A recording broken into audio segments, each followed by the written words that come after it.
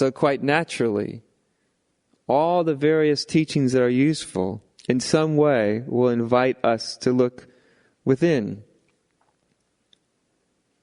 But of course, looking within doesn't mean to look within and look around. You can look around like looking outside and look for things, or look for, if you're spiritually oriented, you can look for God or signs of God. Or you can turn your attention and look within and look in the same way, like you're looking for something. And that kind of looking within is a mistaken idea of what looking within actually means. Because looking within doesn't mean look within and see if you can find something. Looking within doesn't mean see if you can find yourself or something called the truth or the divine or God, as if you were looking around inside for something. Looking within actually means something more like stop. It means stop at the boundary between looking in and looking outside. So looking within really means don't look outside, don't look around. And it also means don't look inside in the sense that you're turning your attention and still looking around inside for objects, because you always find something when you look inside, right? You'll find a thought, you'll find a feeling. If you meditate long enough, you'll start to find all sorts of wild mystical things. You might have a vision, you might have, who knows? You might have a light show inside. You might visit a different realm. Who knows what'll happen? To look within there's just as much to see as to look outside.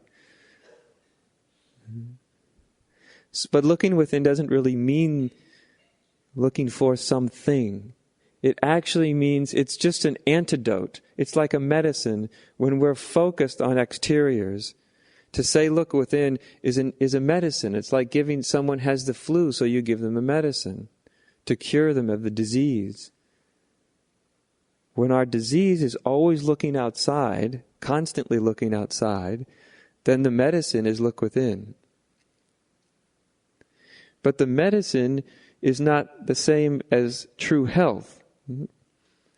If you're given antibiotics to cure some bacterial disease you have, and you say, well, the antibiotics cured the disease, and real health is to stay on antibiotics my whole life, you've missed the point, right? So if look within actually means to just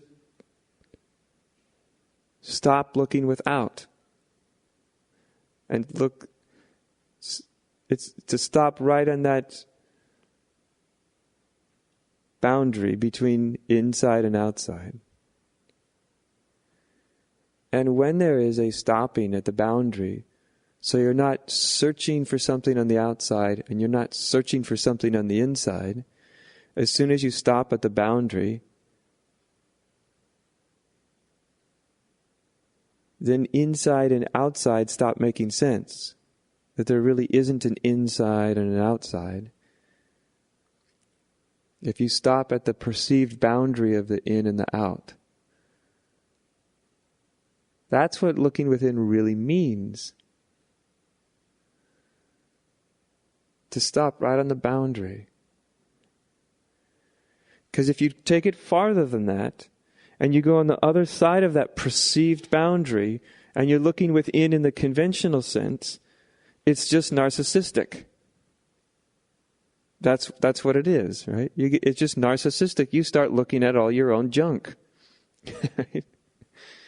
Because usually for most people, actually the exterior environment, as polluted as it is much cleaner than most people's interior environment.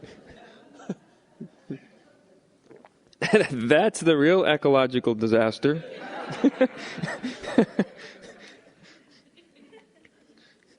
In fact, I imagine if we could ever get that one cleaned up, probably the outward one would clean itself up pretty quickly, right? Because we would quit doing that to the outward one.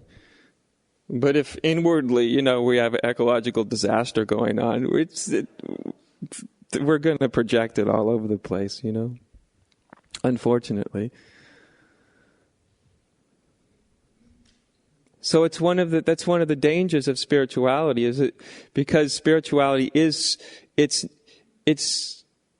always talking about looking within. But it's a danger because looking within can easily become narcissistic, right? Totally self-absorbed.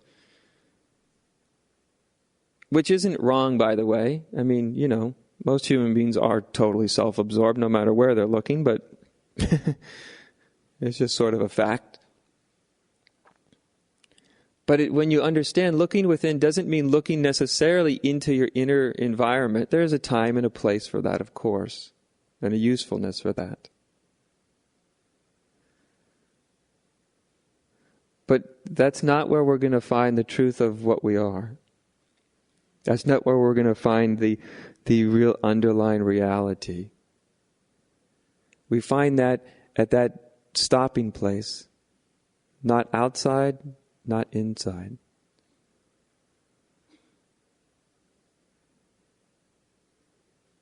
And when we stop at that boundary, perceived boundary, right? There's not really a boundary. There's not really in and out. But as long as our consciousness keeps projecting those experiences, then that's what you'll feel. But right at that boundary, there's a stopping. Probably if the direction was the most concise, it would be don't look outside, don't look inside. Don't look. See, that's what don't seek means. Does that make sense? In a lot of the non-dual traditions, you'll see, don't seek. Let go of seeking, call off the search, all that kind of stuff. What it's really trying to do is get you to that boundary between outer and inner. Don't look outside, don't look inside. Don't seek on the outside, don't seek on the inside. Don't seek. And that's great if you have some actual experience of what that means. Mm-hmm. If it's just something the mind is understanding, then it doesn't have much impact. But don't seek means don't look out, don't look in. Just stop at that perceived boundary between the two. And when there's a stopping there, then that's where we lose our point of reference.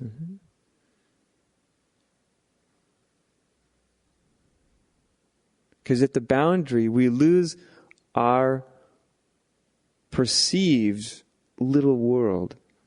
Right at the boundary, it all falls apart. Right at that boundary, there's the collapse of what should and shouldn't be. Who I think I am, who I imagine myself to be, what the world is, what I think about you and others.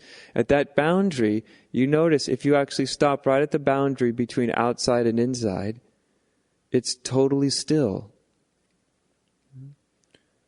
There's no conceptualizing happening there. There's no distortion. And it's right there where the divine light, which is our own being, can reveal itself. Because the divine light is not something we see. It's not being blasted with a white light or the blue pearl or whatever the hell it is. If that happens, the divine light is what perceives that. That's the divine light. Divine light itself can't be perceived as an object in the same way that your eye can't see itself.